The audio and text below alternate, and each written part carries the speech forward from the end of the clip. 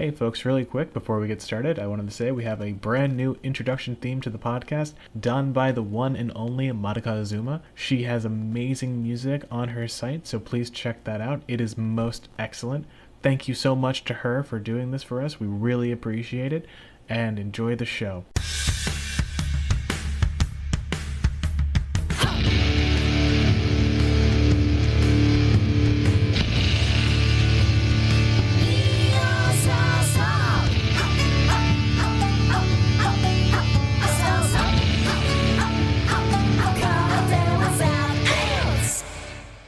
Alright folks, good morning, good afternoon, and good night. Welcome to Karate Without Belts.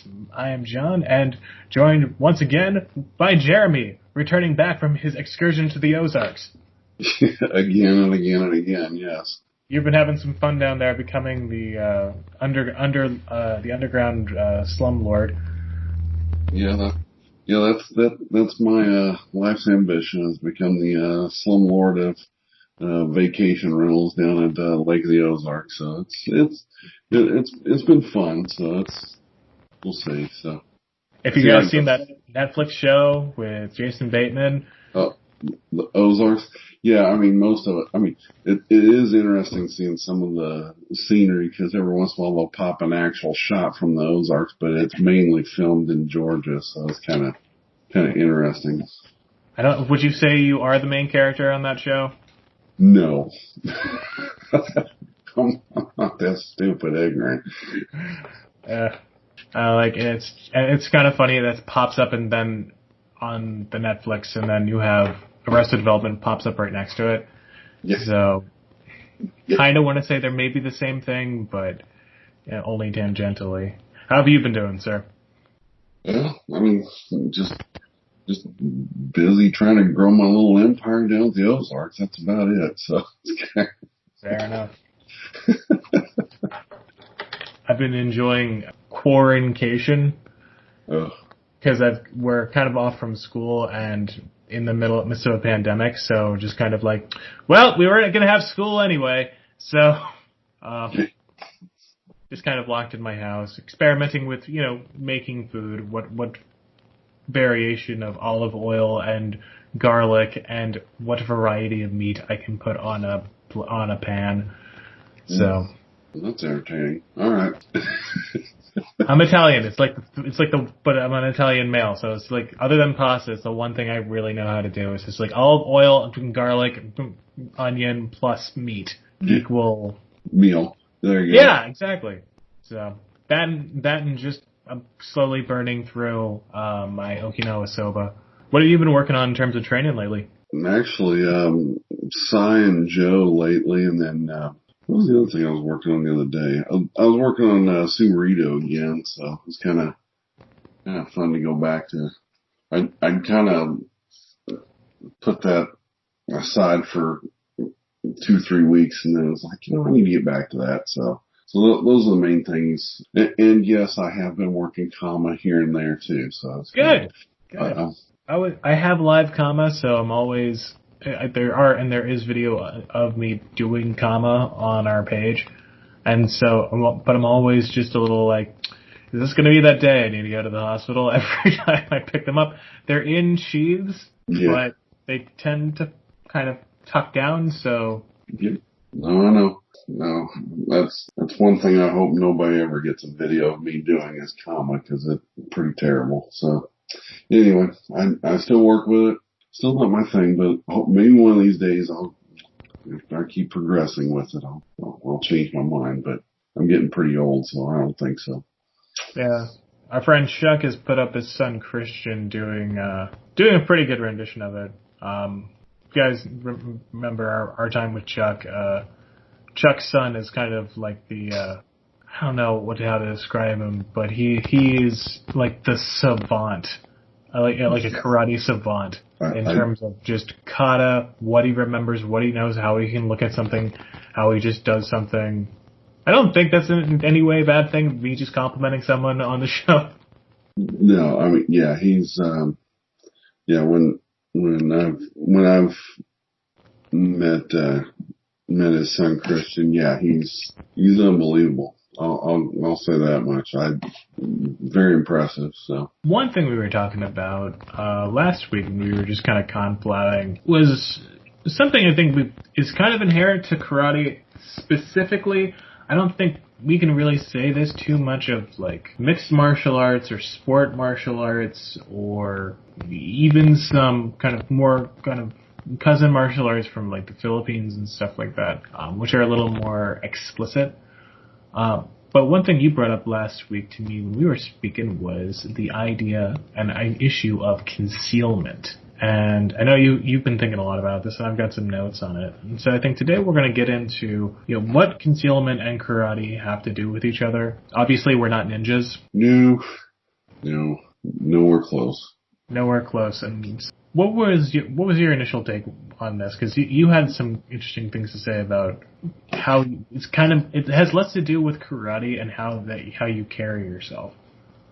Yeah, I mean, let's go back to, I look at some of the things that I learned over the years from different instructors, and I think early on, from my first instructor, Robbie, he was showing me certain things on how to conceal certain techniques and certain punches and how to hide how it really comes about.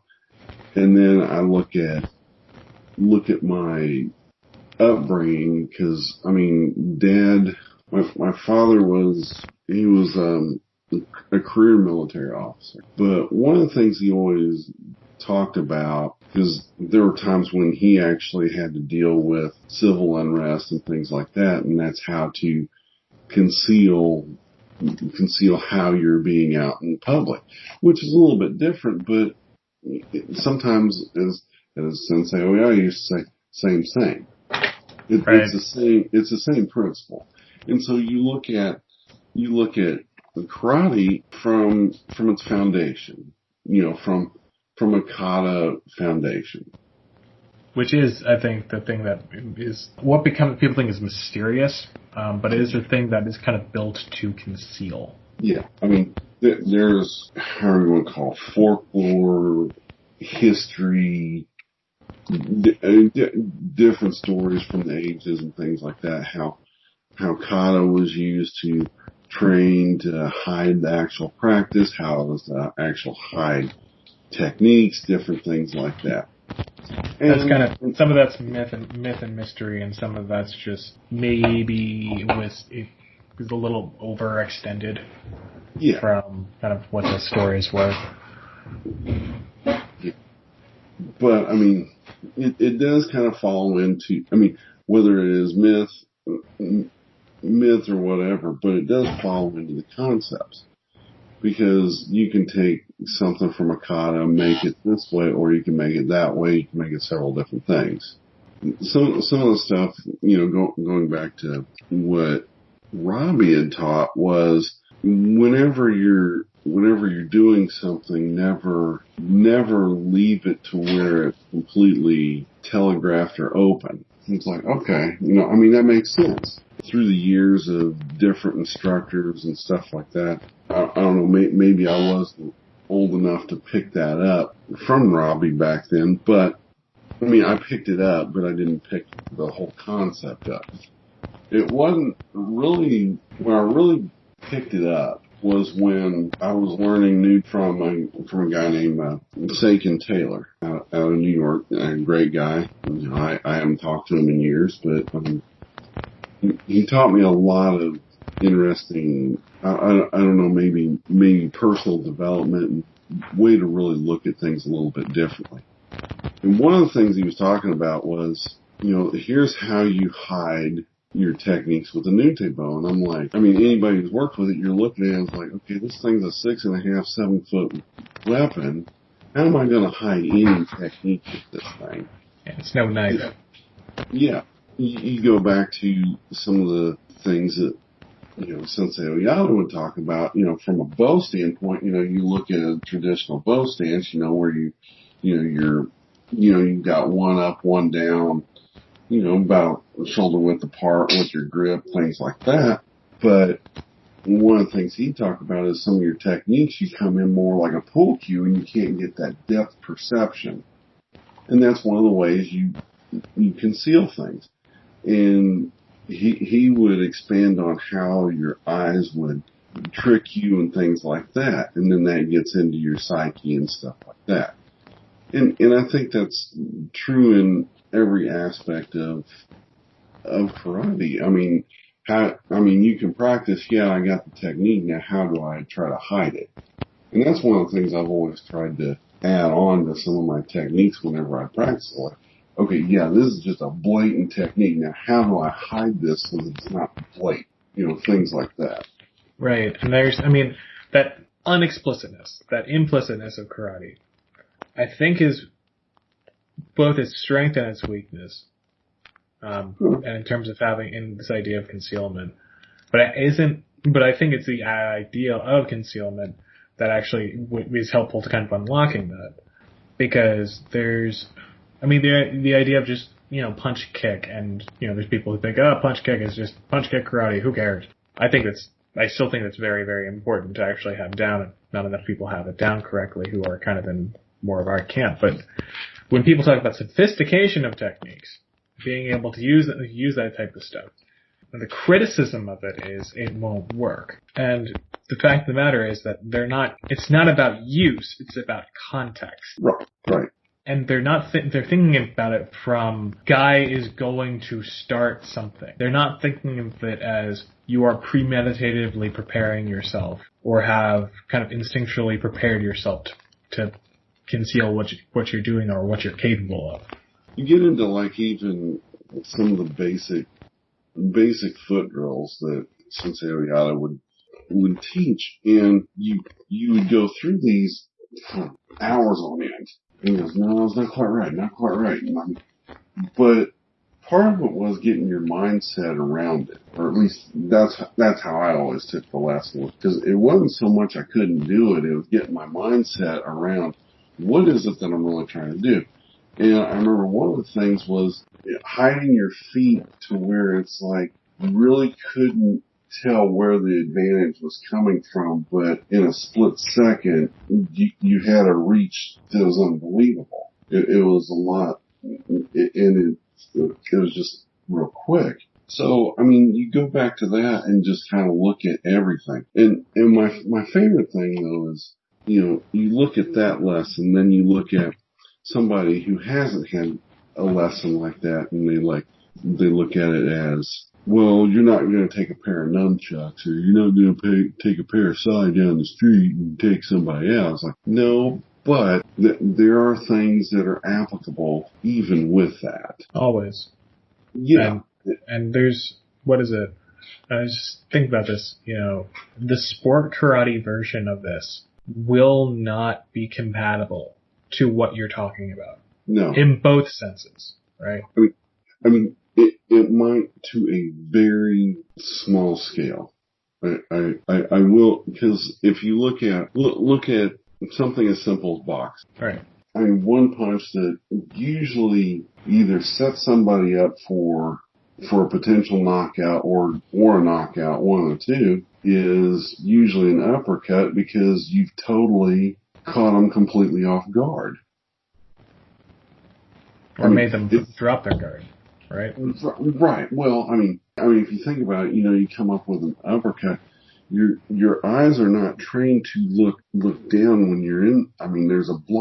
There is technically a blind spot if you come straight up and hit the chin, with that punch. Now, granted, in order to do that, you gotta leave yourself a little bit open to pull that off. But, the bottom line is, you are concealing that technique. So, there are parts of it that are there, but not to the full extent, I guess. That's right. kind of... Yeah, because we're talking about on the street type, we're talking about like a daily life type perspective, rather than an arena type perspective, or even like a Yakusoku Kumi type perspective. Yeah. So I think that's where people would get the kind of confusion there, is that Well, in Yakusoku Kumite, you're not doing something like that, or in like a prearranged idea on a technique, you're not necessarily doing something like that. But you take that concept and that idea of depth of your hand, playing with that depth perception, throwing your opponent off from doing something like that, then you're kind of enhances what you're doing in that regard. Absolutely. I mean, like one of the things that we do, tuite, or basically hand and wrist grappling. Right. I mean, Arm grappling. Right. Yeah. It's not roll on the floor type stuff. One of the things that when you first learn, you go in, you have a solid grab on something, and then, manipulate it to where you want to go. As you practice longer and harder and you work through it, you get to the point where you try not to grab at all, but basically you get to the point where you're just basically barely controlling where you need to go, and then bam, just pop the technique real quick. And there's a skill to it, because I don't remember who said it, and if I did, I'd give them credit. But one of the things that they talked about is when you have a hard grab on something, what's the first thing somebody wants to do? They want to pull back.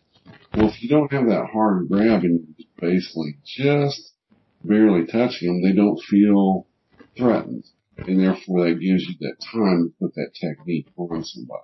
They don't have the time to realize that that something's happening. Yeah, exactly. But so they can be in a way, you're concealing that to where you're gaining a psychological advantage on somebody as well too. So, but that has to be taken in the stride of defending yourself, not so much because that could be taken in a way that's saying, "Oh well, yes, they're not going to see what's coming." Like, so we certainly don't want to encourage anything like that. Well, unless you're really wanting to get rid of a student or something like that. Not that I've ever seen that happen before, so it's not. Of course, everyone always wants their students to stick around, and no way has ever been abusive towards them. Well, every once in a while you have that one student that just, I really don't care if you're here or not, so it's kind of, you need to go here. So. Here, you want to be the uke today? Well, and then it gets into, I've done this before.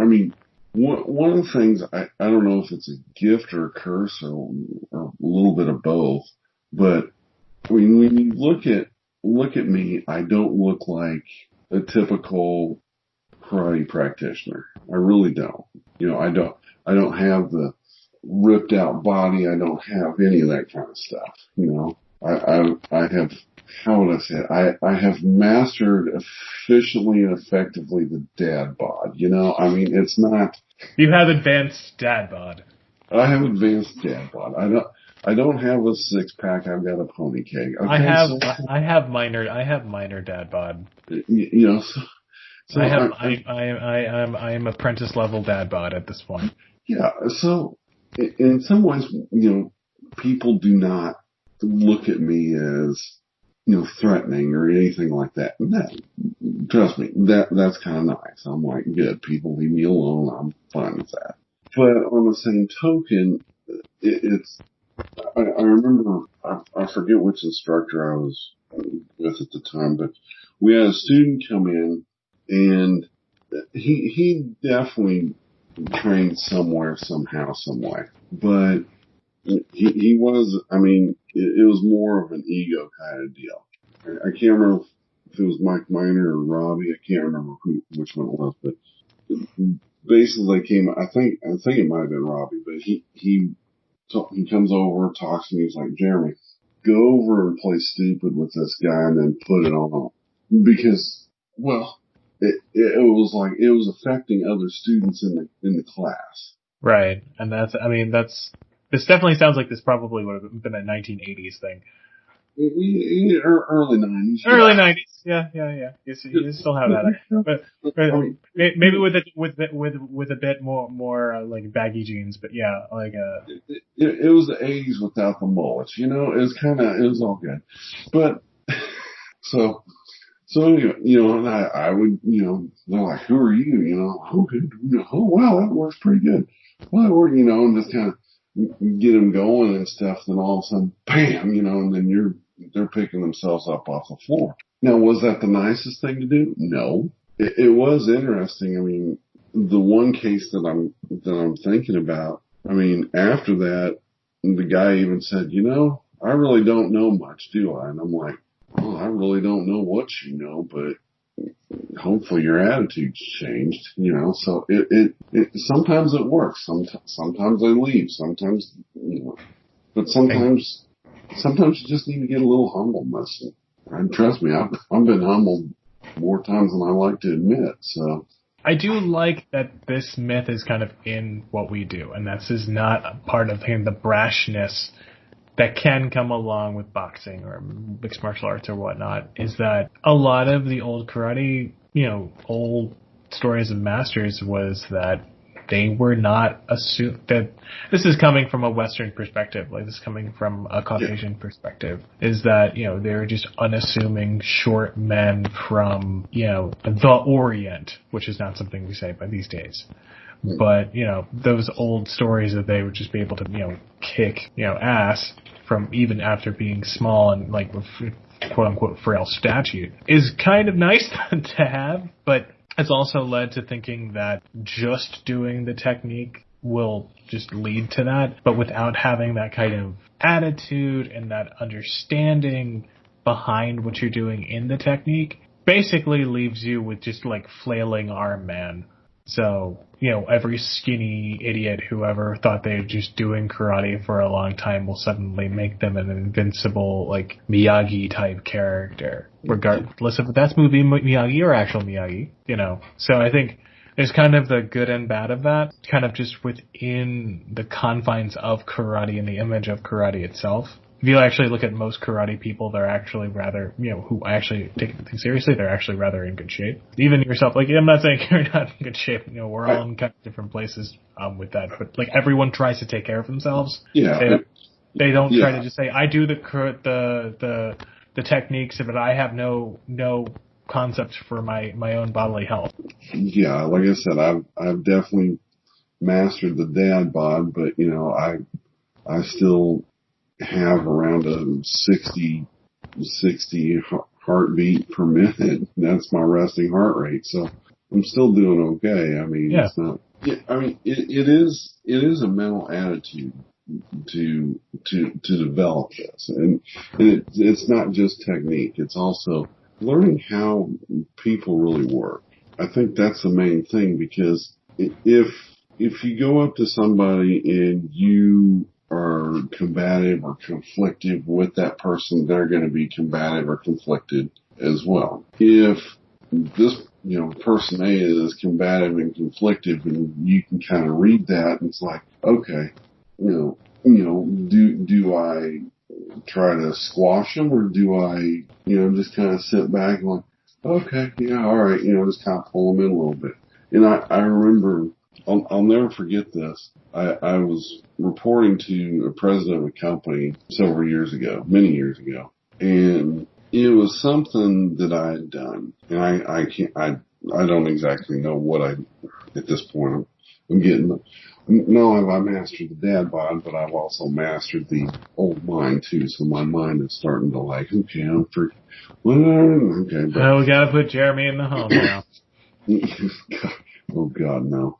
Alright, but just take me out back and shoot me. Don't do that. But, no, which in the old karate sensei home. Yeah, I'm in the old karate sensei. It's all collapsible. It's all collapsible blocks, and there's just old photos on the wall. Every time somebody comes in, you think it's your grandson, or it's just a new student. It's actually the same person who's come in for the last 50 years. But I'll never forget this. I mean, my boss at the time, like I said, he was the president of the company. He was a former Marine colonel, and I mean, he just started yelling and screaming and da da da da.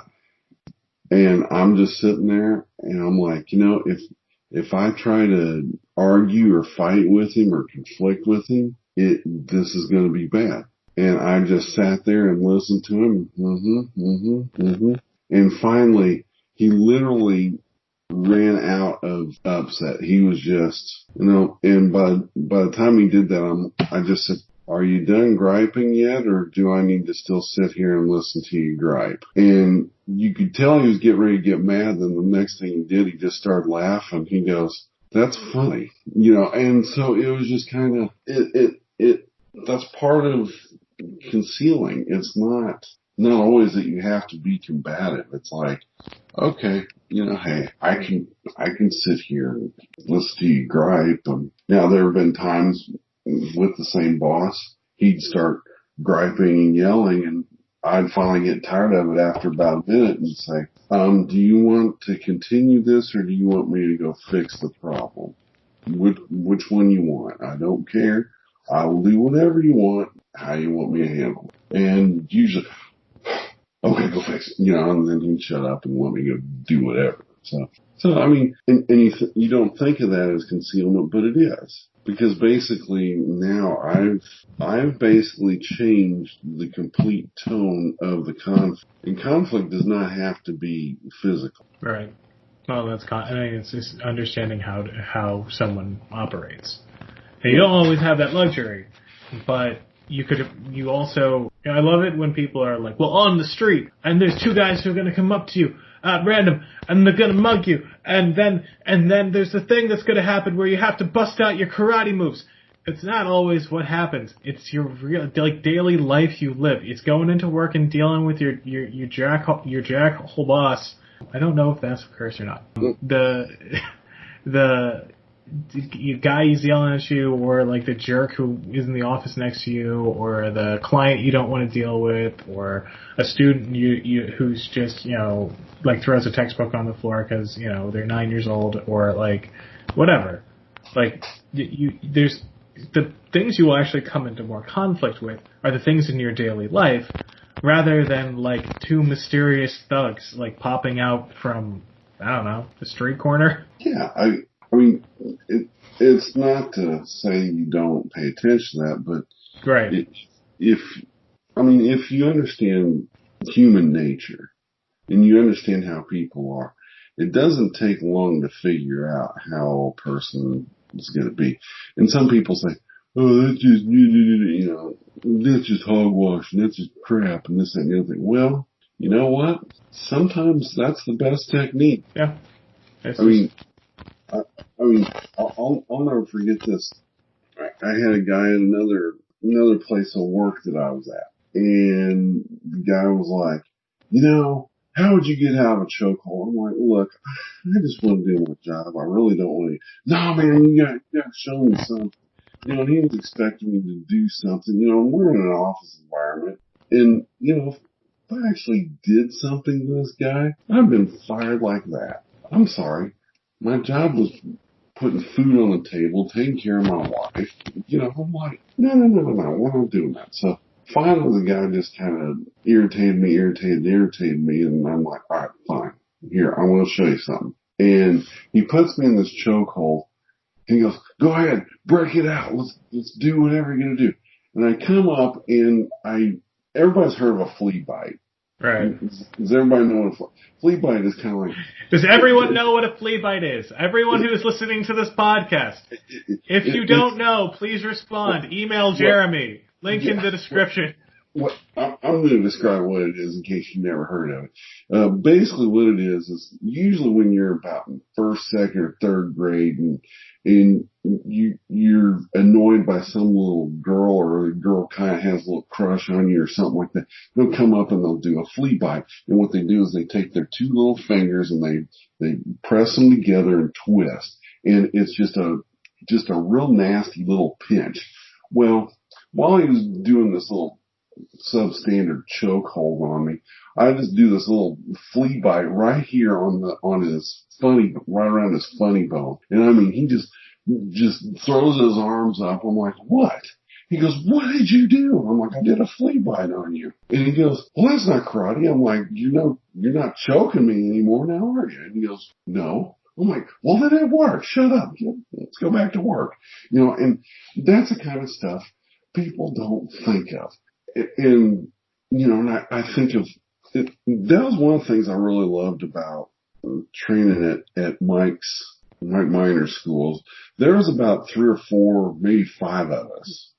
And we'd get together, Saturday afternoons and stuff. And we would do some of the, oh my goodness, off the wall, what are you people thinking kind of stuff. Like, this is no joke. Like, we would get like somebody like in some type of headlock or something, and somebody give somebody a wet willy or something like that. And, just everybody get angry. And it's like, grown men giving each other wet willies. Well, I mean, that or what was it? One of the guys, it got to the point. One of the guys, we had to say, you're done unless you bring something new. And what he would do is he'd come up, we do just kind of light, sparring and stuff. No pads, just light sparring and stuff. But it was open to anything. And one of the things he would do is he'd come up and he'd sneak in, and for some reason he'd do a nurple.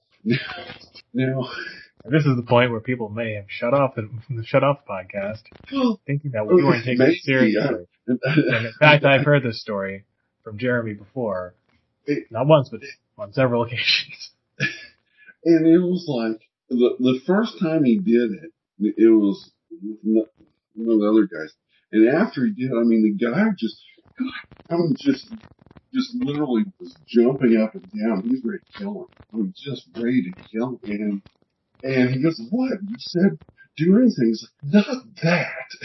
It's just, I would do anything for karate, but don't do that.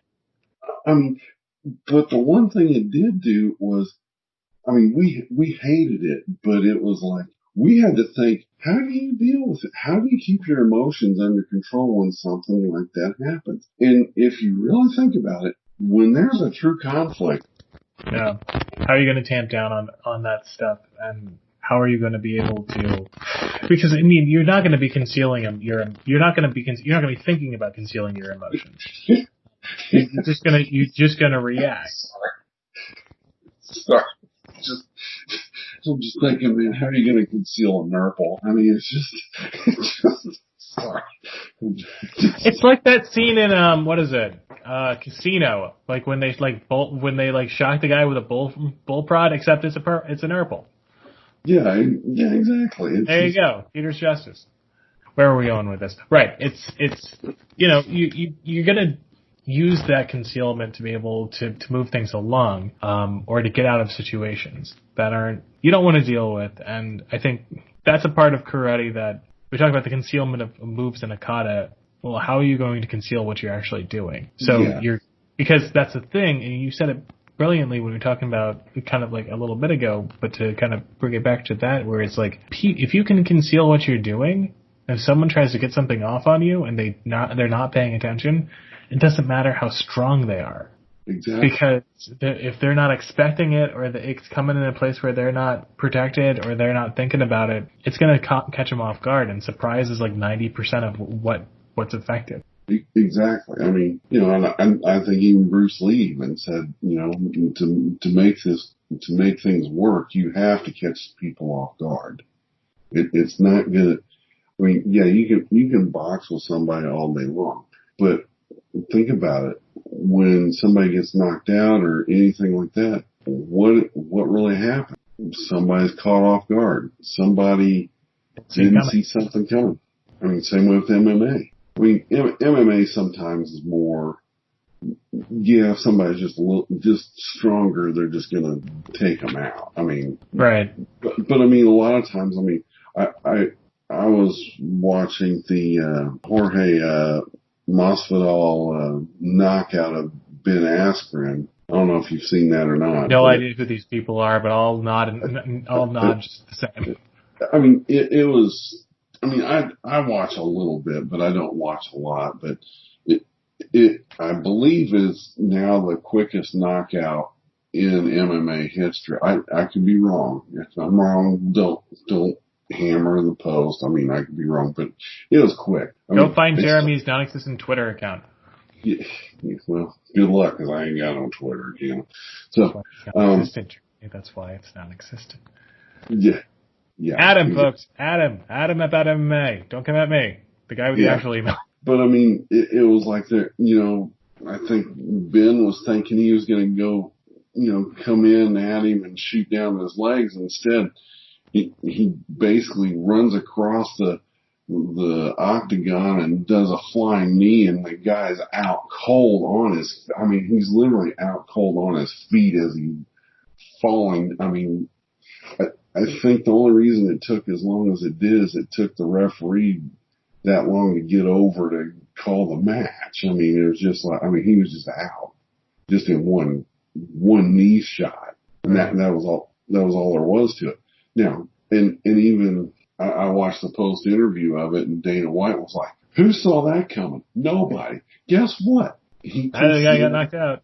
Yeah, and that's, it's a great example of what can be used from concealment. And it goes from everything. What's interesting is if you do pay attention to human nature, you can actually see how people are going to react even out in public. And you can almost predict, almost to a T, what they're going to do, why they're going to do it, and how they're going to do it. A lot of times. Not all, but some people are better than others. But you're not going to have a bunch of people walking down the street just attempting flying knees at people. Well, I don't know. 2020 has been pretty wild, but I don't know. Maybe that's the next thing. I guess knockouts by flying knees. I don't know. But anyway, but the point is, you can go down the street and kind of see what people's intentions are. I go to a situation where I was working at an inner city health clinic, not exactly in the best of neighborhoods, and it wasn't. Still a lot of good people, but every once in a while you got your occasional little sewer rat that's running around. And so I remember I was coming out of work one day, and it was late one night, and I really didn't like being down there after a certain time, and it was getting right at that edge where it's like, yeah, I really need to get out of here. And the guy's following me. Finally, he says, hey, excuse me, hey. And so I just kind of turned and faced him and stuff. And the guy kind of had his hands in his pockets, and I'm like, okay, I really don't want to deal with this. I really just want to go home. And so it just had a feeling that something was not good that was trying to transpire. Now, I don't think I've ever told you this story, but the guy was like, hey, do you got a couple bucks so I can get in the bus? And I told him, like, the bus is only 25 cents. Why do you need a couple bucks? And so the guy's like, he still got his hands in his pocket. And so I'm just kind of like, okay. He goes, no, I need a couple bucks. And I could see his hands move. And the next thing I do is I slap my pockets just down like this. And I put my hands up like this, right near his face. And I said, I don't got anything to give you, buddy. You need to kind of move on, have a nice night. And the guy, it was pretty up in his face, like he really couldn't see what was coming next, but I was close enough to where all I'd have to do was just shift my weight, and I could have popped him. But do I want to do that? No. I don't know if that guy had a knife, but it looked like he was getting ready to pull something out. So. Right. In that situation, so he walked up to you. He walked directly up to you. So, in that situation, that's exactly what we've been talking about too, but it's also being able to take that element of surprise. Sound, like just slapping your pockets and stuff like that. That will actually be helpful. And, it's one of the things we should be training for more is just be able to kind of take that element of surprise. You'd be surprised how many times I've pulled out my keys and jiggled them, and people just went, "Mer?" and just looked at them and was like, haha, made you luck. You can do it with a lot of different things, but yeah, different people react to different things. You can play that scenario out several different ways. What if I reached in my pocket and was either pulling out my wallet or pulling out a money clip, and I had, 40, 50 bucks or whatever on me? Was $2 going to be enough? After you got in his face, what happened? He just said, okay, man, I'll go somewhere else. I'm like, okay, have a nice night. And I just watched him walk off, but I mean, there were a couple times he'd turn around and kind of look back at me, and I'm just like, I, I can't say that he was up to no good, but sometimes you really gotta trust your gut. Yeah. It really did not feel right. Well, and the other thing about that is that, when we talk about the people who do those sorts of things, who are not explicitly trying to pull out a gun or try to hurt you, they're probably coming from, at least in their mind, a genuine place. They're just trying to get by. They're trying to ask for money. They're trying to, do something to get by. Best thing to do, I think you did the best thing you could in that situation. Without being terribly rude or without being terribly terse, but also being very upfront. Yeah.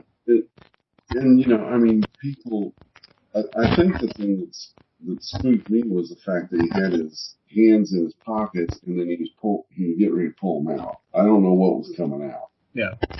And so, same situation. If a person's hands are out, I probably would get into that. Okay. No problem. Maybe that's stupid on my part, but I would see that person's a little bit more open, and I think I'd be a little more trusting than if somebody's got their hands in their pockets and it looks like they're trying to pull their hands out or pull something out at the time. So that's awareness as well as concealment, and being able to direct someone else's awareness, and while at the same time being able to conceal what you're actually trying to do. So you bring up a really great point. Awareness. What's the difference? Because really you can't have one without the other. Nope.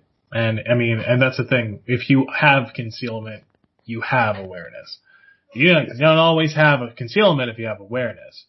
But if you have concealment, and kind of if you think about the kind of interior step in that, as it were, not so much the first to second, is something you're concealing your intentions, you're concealing what you're doing. We're not talking about concealment weapons, obviously. Right. No. Just the whole idea of concealment. It's not, right. Not that, but you do get into the point of awareness, and it's like, if you're aware, you can plan what you're going to conceal and what you're not.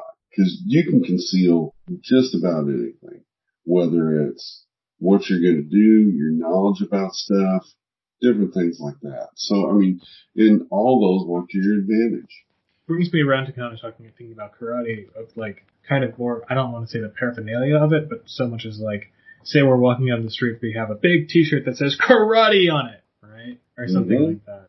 If being public about, because martial arts are popular, they've been popular for a long time. It is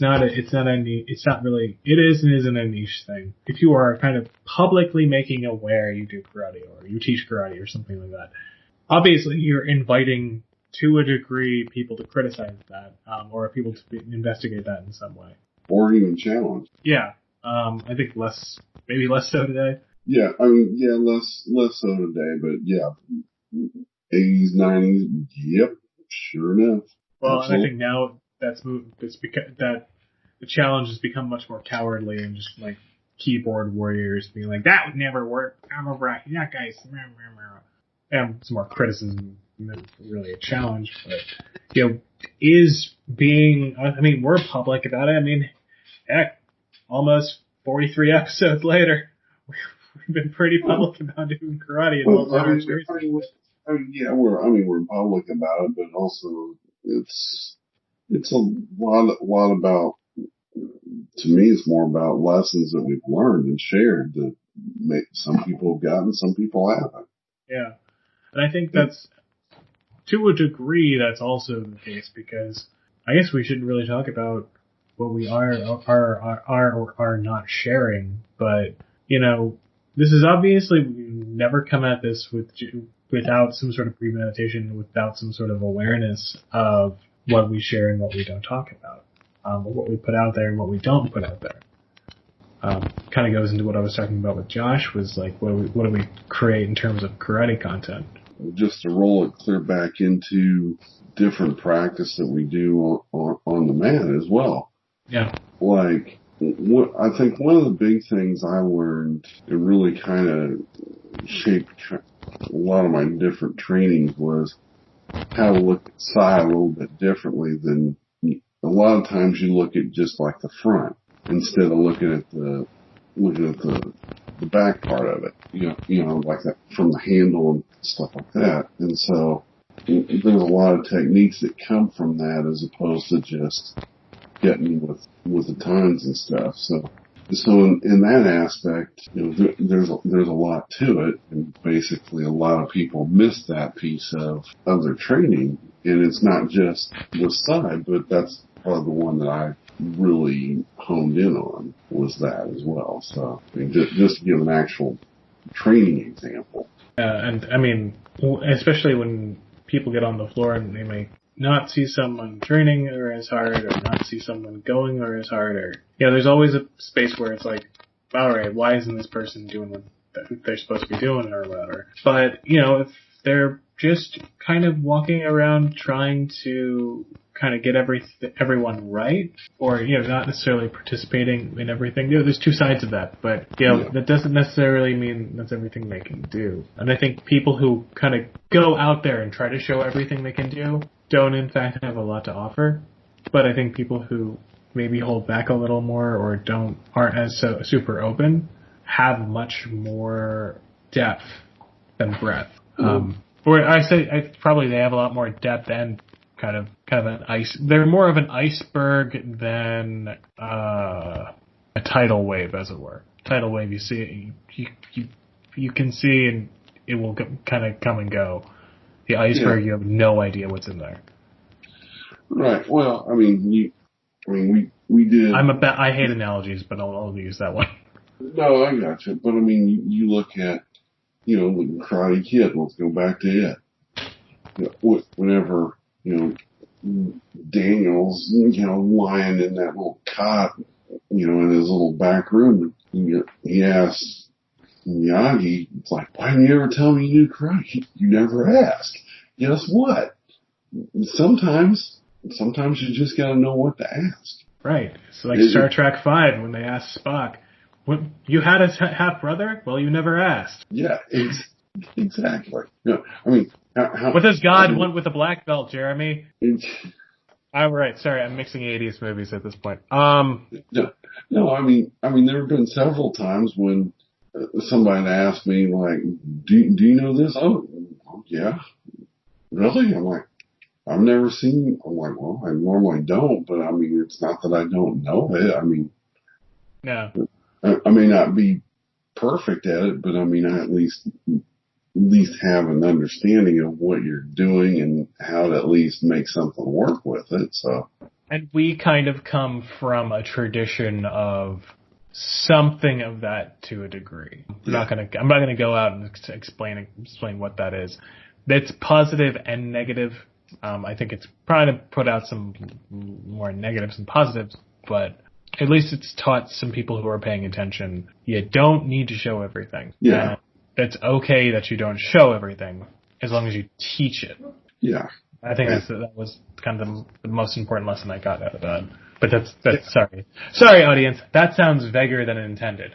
Well, and kind of how I've always taught is like, I'll teach anybody anything that I know that I can, but I don't know what somebody wants to know. I mean, that's kind of my approach to everything. It's not so much I won't show somebody, but it's not. I mean, I'm not the grand poobah of all expertise at everything, but there's things that I do know. If somebody asks, I'll show it to you. So I don't have, unless I really see that somebody's really not capable of really doing something, and they may end up hurting themselves in the long run. That's not something anybody needs to do. But that gets into another podcast called Responsibility. So it's kind of. I think we did something on that, but we can always circle back on that because that topic is. No topic we ever cover is exhaustive. That one definitely. Yeah. Anything you got to say at the to kind of wrap this up? I guess to really wrap it up, it's really more of a mindset than really a training exercise or this or that or the other. It's just getting your mind prepared, and you can get your mind prepared in several different ways. I mean, whether it's on the mat, whether it's watching people. I mean, one of the interesting things that I've picked up, not to keep going on, but one of the interesting things that I've picked up, and I think this kind of alludes to it, and this is kind of why I brought this topic to you about a week ago, was I was studying a couple videos on what they call Become the Gray Man. And it was like, okay, what is this? And it was all about concealment out in the open, just in any kind of situation, whether it's, day to day, whether it's civil unrest, anything like that, just blend in with the crowd, and that's kind of how you conceal it. I mean, that's one way you conceal yourself.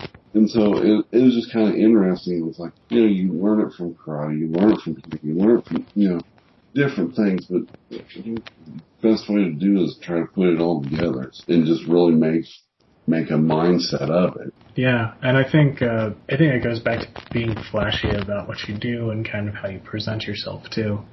Where it's, if you have a premeditated idea of how you want to appear, or have an idea of how you normally appear, if you're not trying to draw attention to yourself, you'll generally come off okay, I feel. But that's, again, all based on the context of situations and where you are and how you're carrying yourself. Absolutely.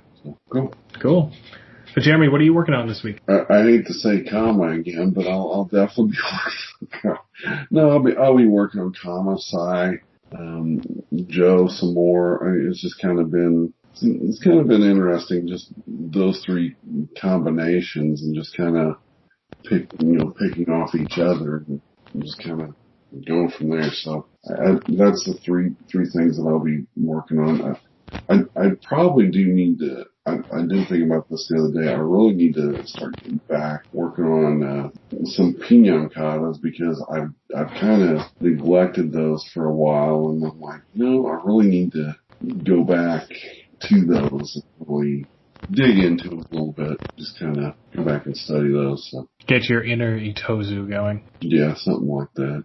Supposedly, the picture we have of him isn't real. Well, supposedly that picture is from somebody else. They always point. I don't know. Or one of his students. I go back and forth on whether or not the historiosity of all that's really all that important. But hooray, Piñon Goddess. I'm gonna kind of follow in your footsteps a little and work on Joe. Kind of talking a little before that, like Joe's kind of, you've been talking about concealment. Like Joe is kind of the perfect weapon. Yeah, in some ways, yeah. Working on that a bit more. See if I'll be willing to kind of show some stuff with that. But again, I'm on apprentice dad bod mode, so I'm trying to shed that a little more. Just with what's going on in quarantine right now, going out and running and stuff is somewhat of a gamble, because we live around some older folk who don't exactly take what's going on seriously. So they definitely like to get out too. So it becomes a little like, roads are small. How far is 6 feet? Not entirely sure. So may stay inside, do Joe, and I've been getting into shadow boxing, but yeah. It's that exercise burns out quickly if you don't have a kind of a set warm up and know what you want to really get out of it. That's what I found, at least. So, be working on that. All right, folks. Well, that's it for this week. I'm John. I'm Jeremy. Folks, stay safe, wash your hands, wear a mask, and don't forget to keep training.